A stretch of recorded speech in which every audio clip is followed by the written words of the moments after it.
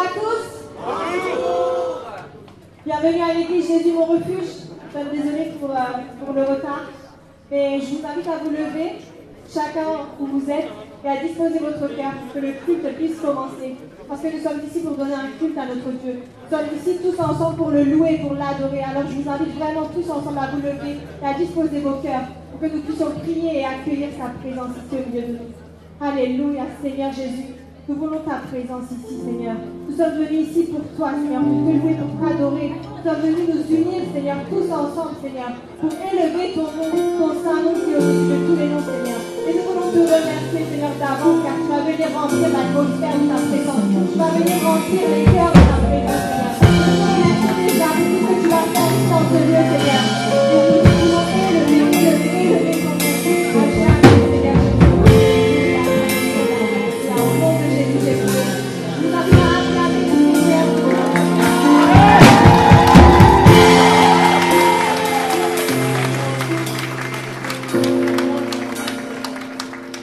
Est-ce que tu es dans la joie aujourd'hui?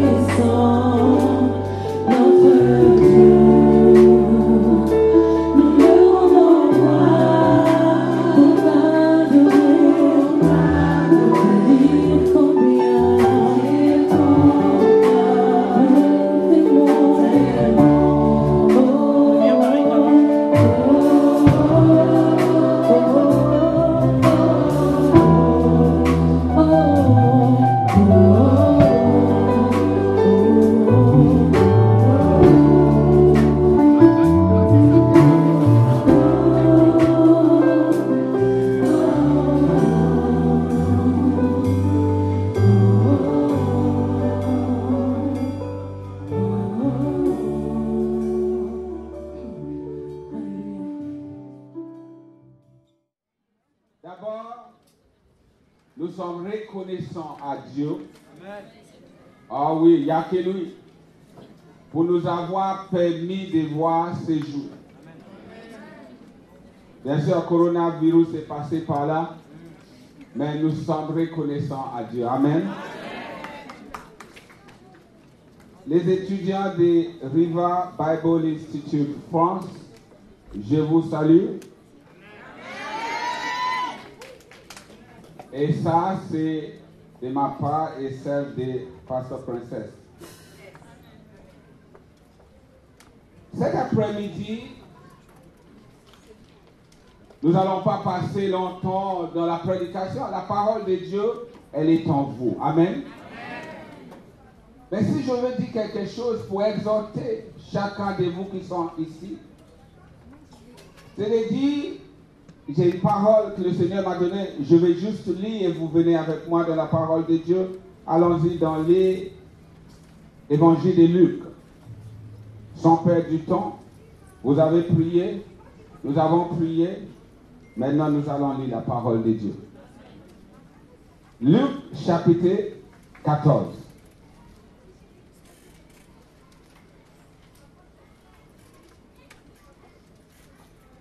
Alléluia.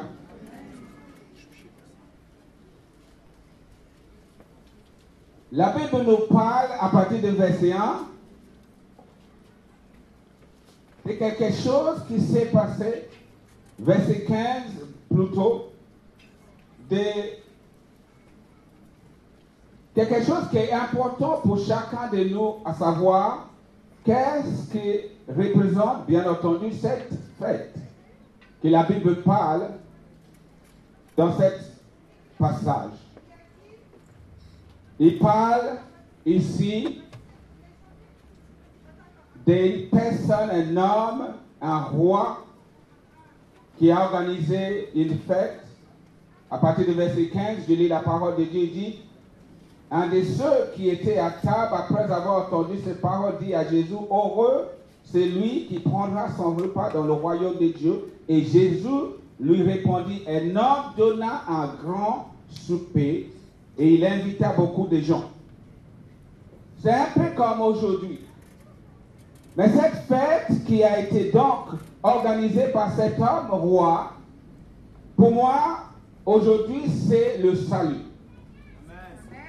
C'est le salut parce que Dieu est cet homme qui a tout préparé, tout arrangé, tout organisé et a invité chacun de nous sans frais d'entrée, ni vin ou fleurs à apporter à la maison, parce que tu étais invité, rien à rajouter, rien à enlever, mais simplement de venir parce que la fête était préparée.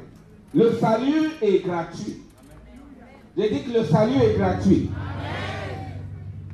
Il n'y a rien à rajouter, rien à enlever parce que Jésus a accompli cela à la croix. Mais est-ce que c'est ce fait que je veux parler cet après-midi? Non, parce que nous tous qui sommes ici, nous sommes sauvés.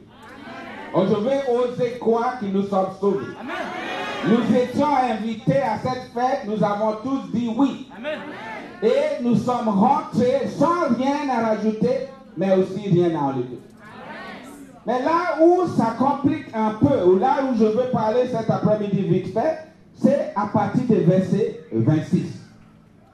Jésus va dire, si quelqu'un vient à moi et s'il ne haït pas, le mot c'était haïr, son père, sa mère, sa femme, ses enfants, ses frères, ses sœurs, et même sa propre vie, il ne peut être mon disciple. Frères et sœurs, le salut est gratuit. Jésus a tout payé pour nous. C'est pourquoi cet après-midi, nous sommes tous là, dans une joie énorme, ayant une assurance que nous sommes sauvés. Mais Jésus va dire, c'est lui qui veut venir à moi. S'il haït sa mère, son père, ses frères, ses enfants, et même lui-même, s'il ne réunit pas lui-même, il n'est pas digne d'être mon disciple. Et lorsque souvent nous parlons de cette passage, souvent je vois les gens penser que le disciple c'est quelqu'un qui est un super humain, c'est-à-dire un surhumain qui est surnaturel, qui suit Jésus, qui n'a rien fait comme erreur, il est juste au-dessus d'un chrétien. Frères et sœurs, un disciple c'est un chrétien. Un chrétien qui a agi réellement selon le nom qu'il porte chrétien, c'est lui qui est disciple. Un disciple qui suit Jésus, c'est lui qu'on appelle chrétien. Dites amen. Tu n'as pas entendu ce que je viens de dire. C'est un disciple qui suit Jésus tellement qu'il suit son maître. Il est la réflexion de son maître qu'on appelle chrétien. C'est pas le contraire. Aujourd'hui, nous voyons tous 10 chrétiens, mais ils ne sont pas disciples. Mais c'est disciple qui devient chrétien. Lorsque tu suis, nous l'avons vu dans le livre des Actes, lorsqu'à Antioche, ils ont vu les disciples de Jésus, ils ont vu tellement qu'ils faisaient une seule même image de leur maître, il les a appelés chrétiens. Oh, vous n'avez pas compris ce que je viens de dire. Un chrétien, en fait, le mot chrétien, ça devrait être le plus haut niveau de notre statut en Jésus-Christ. Parce que Christ n'est pas son nom de famille. Christ, c'est l'onction qui est sur sa vie, le loin de Dieu. Et si tu appelles chrétien, ça veut dire que tu es loin. Ça veut dire que tu as l'onction de Christ en toi. Voilà pourquoi tu es appelé chrétien. Mais aujourd'hui, Jésus dit, il le répète aujourd'hui, cet après-midi, si quelqu'un vient à moi, et s'il ne haït pas son père, sa mère, sa femme, ses enfants, ses frères et ses soeurs, et même sa propre vie, il ne peut être chrétien. Vous avez entendu? Il ne peut être chrétien. Remplace l'endroit là où marqué disciple avec chrétien, parce que c'est lorsque tu es un vrai disciple, tu deviens chrétien. Mais nous avons pris le mot chrétienté de devenir quelque chose de fade, sans valeur, sans rien du tout. Nous sommes devenus des chrétiens au lieu d'être des chrétiens, parce que ce n'est pas la même chose. Il y a beaucoup de personnes qui ont compris et peu qui n'ont pas compris. Jésus veut que nous haïssons. Est-ce que ce mot haï qui est utilisé dans cette passage veut dire d'avoir la rancune, amertume contre quelqu'un? Non, ça veut dire, c'est un sujet de choix, dit choix. Nous tous, autant que chrétiens, devrons faire un choix. Le choix, on dit qu'au début, l'homme qui a invité toutes les personnes d'une fête déjà préparée sur le salut, elle est gratuite. Mais j'ai une bonne nouvelle pour vous. C'est une pièce de monnaie. Il y a un côté qui est, et l'autre côté qui est. Et le face, mon frère, veut dire tu vas tout payer, tu vas tout donner, tu vas tout régner pour être chrétien. Oh oui, le salut est gratuit, mais le salut, tu vas tout payer, tout donner pour être un chrétien. Jésus te donne gratuitement, mais il te demande de régner toi-même. Si tu es attaché aux choses de ce monde, si tu n'as pas pris Jésus comme le trésor, the priceless treasure, si tu ne prends pas Jésus comme celui qui est au-dessus de tout, supremely above, tu ne peux être chrétien. Alléluia. Ta possession, voilà pourquoi l'homme riche est parti triste. Parce qu'il était attaché aux choses de ce monde. Est-ce que Jésus dit ne pas avoir une maison? Ne pas avoir un père, une mère? Non, ça n'a rien à voir. Ça veut dire que toutes ces choses viennent après Jésus-Christ. Est-ce que j'ai des chrétiens dans cette salle cet après-midi? Nous avons besoin de comprendre ce que Dieu nous dit. Nous avons besoin de comprendre ce que le Saint-Esprit veut nous dire. Il dit, et quiconque ne porte pas sa croix et ne me suis pas, ne peut être mon disciple. La croix, c'est tous les jours. Si tu ne veux pas mourir à toi-même, tu ne peux porter aucun croix. La croix, c'est ce qui t'amène dans cette discipline de renier tout et prendre Jésus comme le suprême numéro 1. Ce n'est pas dans les paroles, c'est dans les actes. Alléluia. Mais Jésus, sans rentrer dans les détails, nous n'avons pas beaucoup de temps, va nous dire, il y a 3 conséquences si nous ne faisons pas ce qu'il vient de nous dire. Et là, il va donner des images d'une personne qui bâtit un tour, d'un roi qui va à la guerre, de celle qui n'a plus sa saveur. Ce sont des conséquences de nos actes et de notre marche avec Christ qui est fade si nous ne sommes pas des disciples de Jésus-Christ de Nazareth. Bien-aimés, le salut est gratuit. Et je vois des étudiants ici, des futurs revivalistes, ceux qui vont bouger la nation, ceux qui vont bouger les nations, ceux qui vont amener un coup de pied derrière les fesses de diable. Oh, pasteur, tu as dit fesses, oui. Parce que c'est derrière le diable. Alléluia. Le salut est pris aujourd'hui à la légère. Parce que nous savons que Jésus a payé le prix, mais personne ne veut payer le prix. Nous ne sommes même pas capables de faire un sacrifice, d'être fidèles dans nos églises locaux ou locales. Nous ne sommes pas fidèles assez même d'être fidèles dans des réunions qui sont ton propre église. Nous ne sommes même pas au point de faire le sacrifice, de mourir à nous-mêmes. Et nous nous disons, quel est le mot encore? Chrétien. Bien-aimé, pour marcher et suivre Jésus, tu dois tout donner. Je finis par une illustration. Jésus est comparable, ce salut qu'il nous a donné est comparable à un homme qui avait un cœur malade, très malade au point que d'un moment à l'autre, il mourra parce que le cœur va cesser de pomper, c'est ça? Donc va cesser de battre et répandre le sang partout. Mais il y avait un homme, un jeune homme riche. Son cœur marchait très bien. Il a décidé, après avoir entendu que son ami avait un cœur qui va bientôt mourir, il a décidé de donner son propre cœur. Mais en l'occurrence, il fallait qu'on passe tube. On passe une tube entre son cœur et le cœur de celui qui devrait mourir.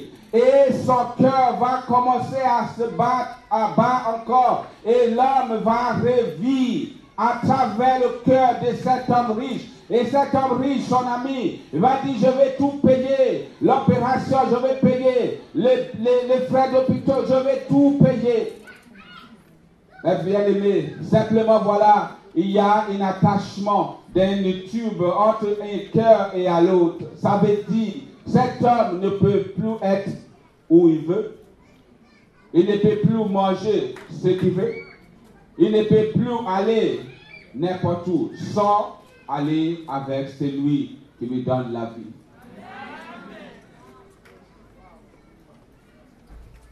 La liberté en Jésus-Christ. Dis liberté en Jésus-Christ. C'est la liberté en Christ.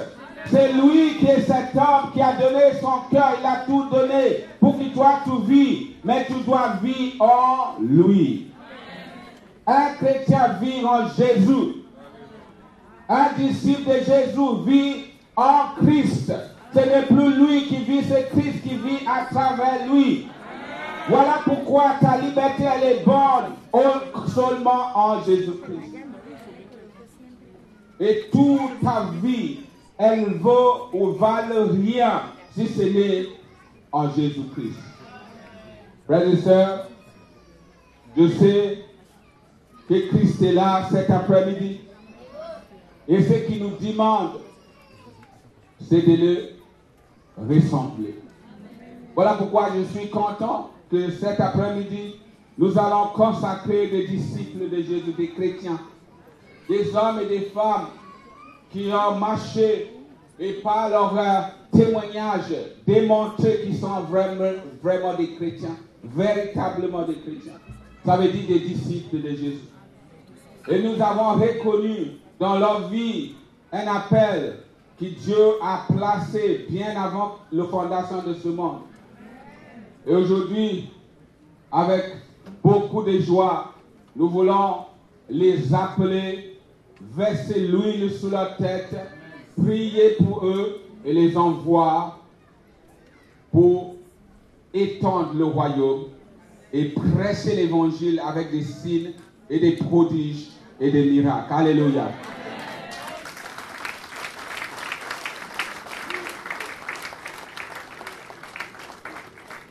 Alléluia. Ce qui est enceinte, nous allons aussi consacrer le bébé. Au nom de Jésus. Alléluia. Ce qui est important cet après-midi, puisque vous êtes tous là, rapprochez-vous, comme ça on vous voit. Venez. Juste là.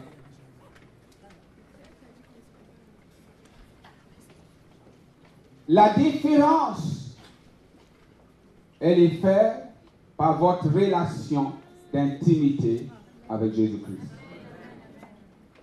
La différence n'est jamais faite, ne sera jamais le cas, par le titre.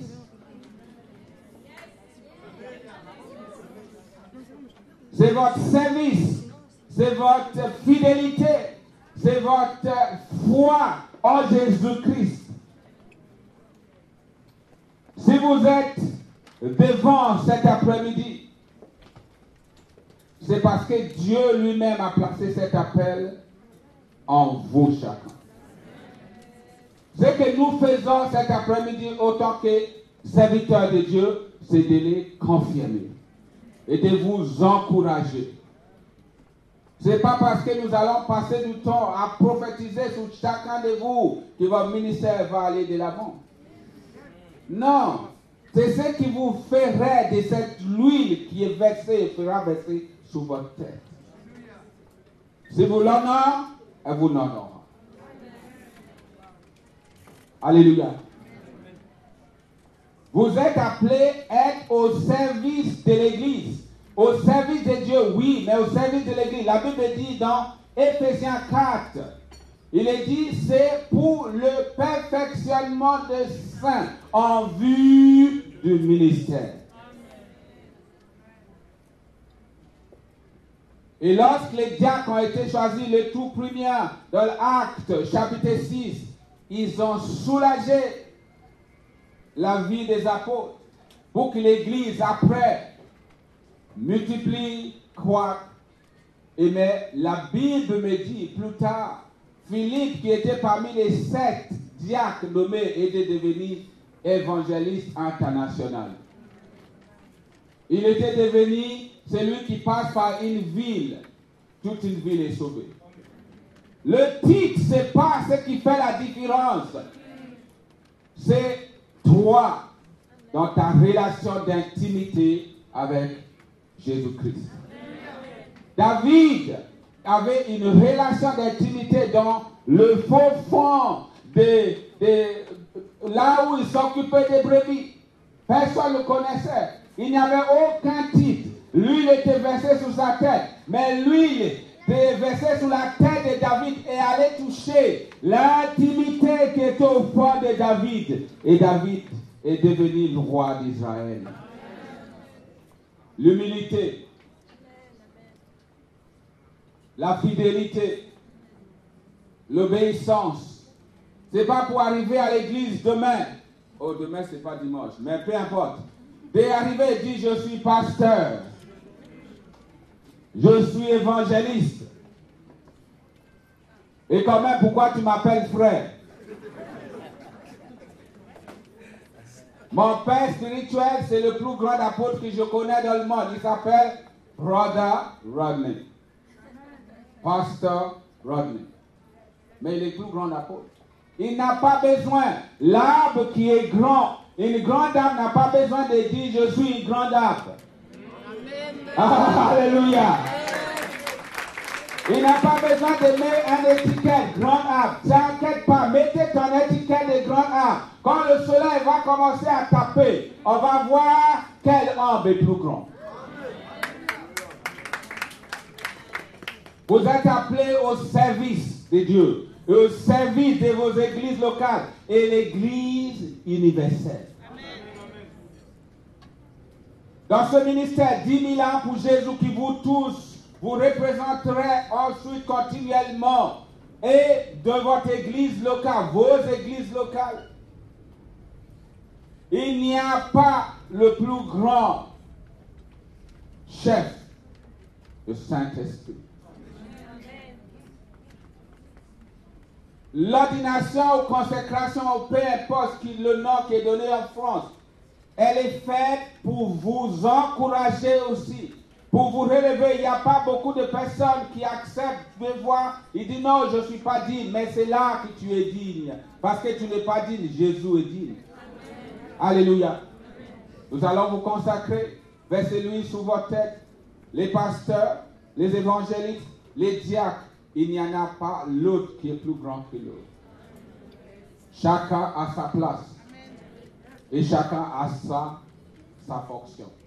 Alléluia.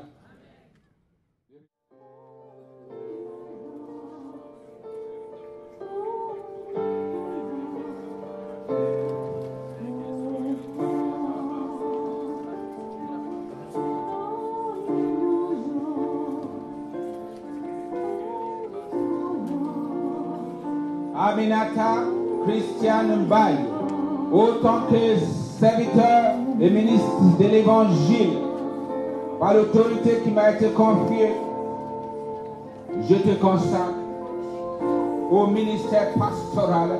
Reçois l'option de fonctionner autant que pasteur.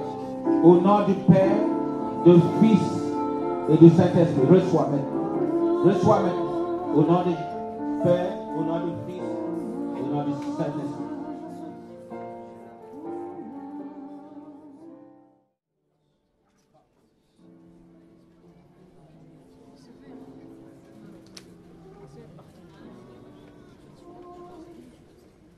Pasteur Axel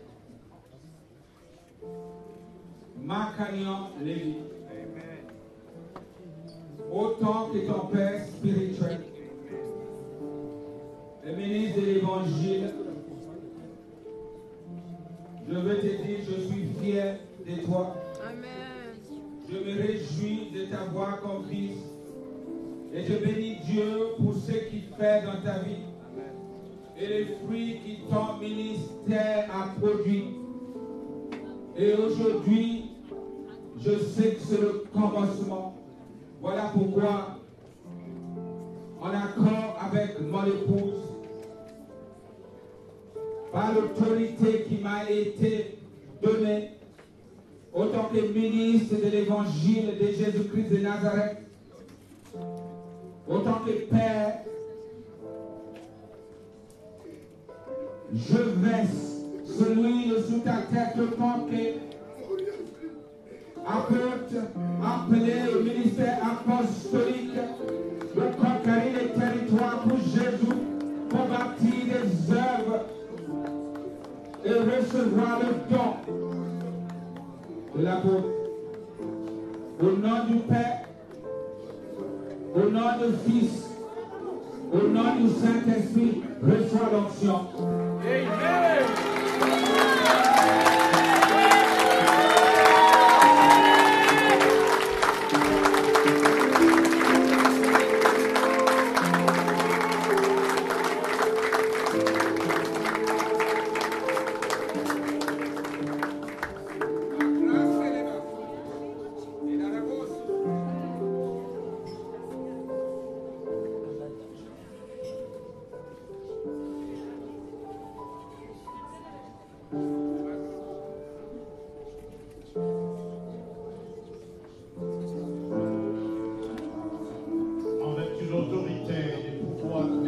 conférée, je libère sur ta vie une grâce apostolique afin de conquérir les territoires pour Jésus. Alléluia. Jésus.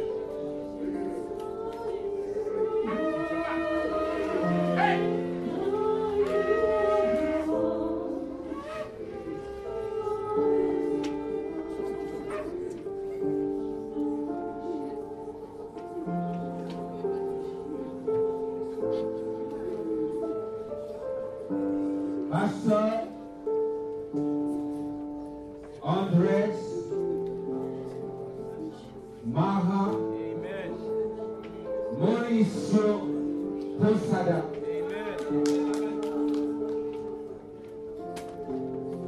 Je suis fier de toi. Je suis fier de toi. Et je le dis avec fierté. Parce que tes fruits sont démontré l'appel apostolique dans ta vie. Et Dieu est fier de toi. Aujourd'hui, autant que ton Père spirituel, autant que ministre de l'Évangile par l'autorité qui m'a été confiée, je te ordonne, et comme ça, au ministère apostolique autant qu'apôtre, au nom du Père, au nom du Fils et du Saint-Esprit. Amen.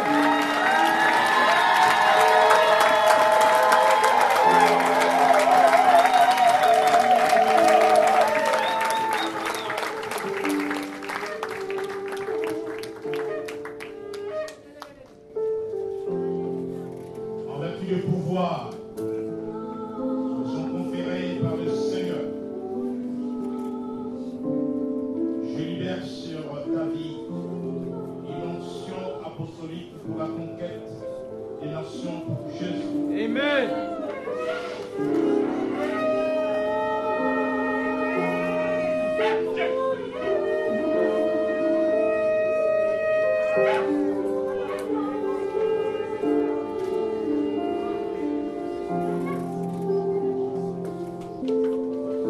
Au ministère pastoral, au temps du pasteur, au nom du Père, au nom du Fils, au nom du Saint-Esprit.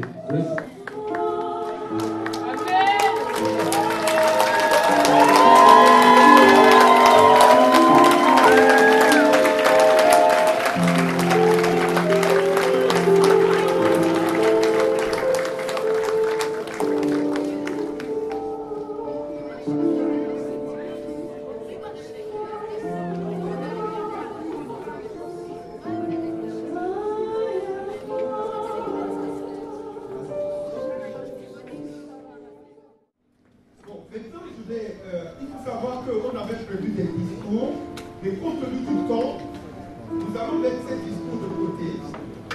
Et je vais demander aux étudiants de bien vouloir se lever. Alléluia. Et je demande aux étudiants de prendre place pour recevoir les diplômes. Alors, commencez le mouvement. Prendre place. Tiens, je crois que le pouvoir ici a été plein de... Oh là là, oh là là. Stop. Stop. On va changer. On va changer. Ok. Reprenez vos places. Alors, donc, on va devoir appeler. Vous appelez un à un. Je crois qu'il y a même pas assez de couloirs là. Mais, on va s'adapter. On va vous appeler un à un.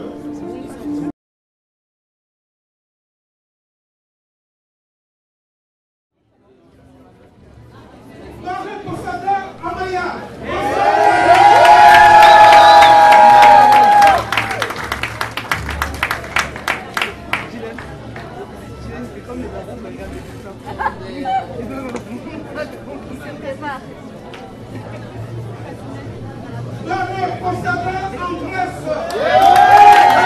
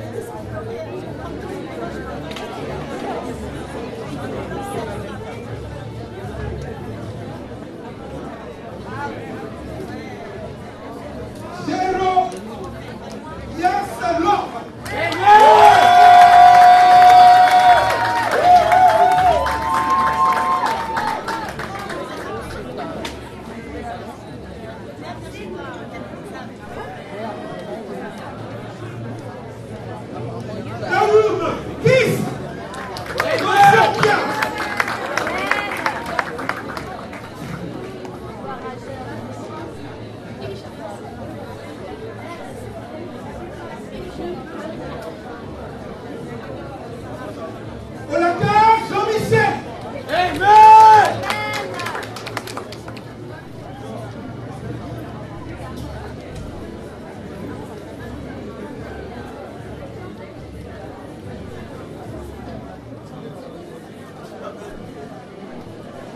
Raja Fijato Wendy.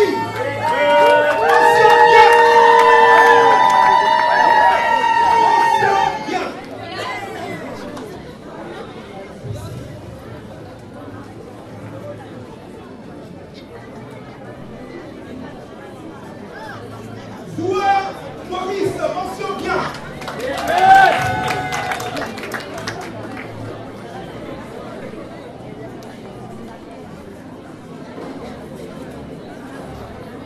Alors, il y a une personne de la première année qui va passer maintenant. C'est Courtney Joséphine.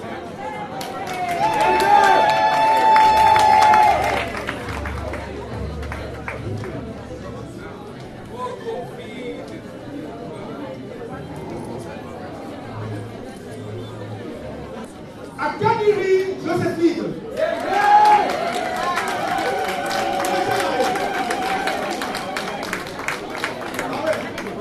C'est la troisième année, c'est la licence. C'est la licence ici. Les licenciés. Akadiri Joséphine. Ok. Licencié.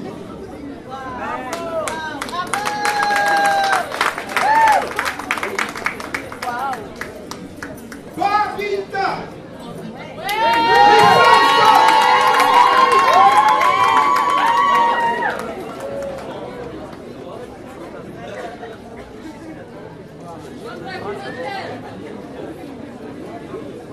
Guamemelo Elisabeth, licence.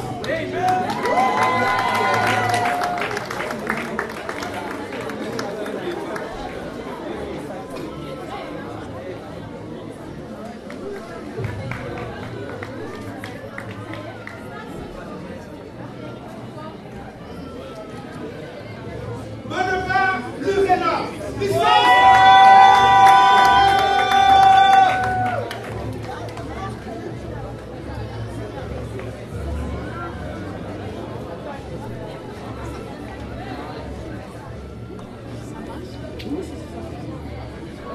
Mention bien. Mention bien.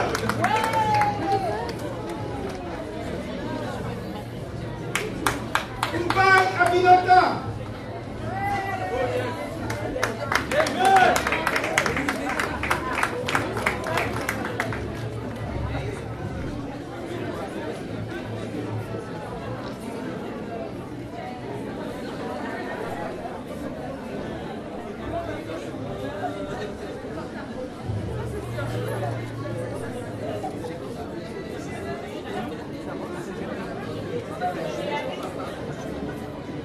Bonville Elie.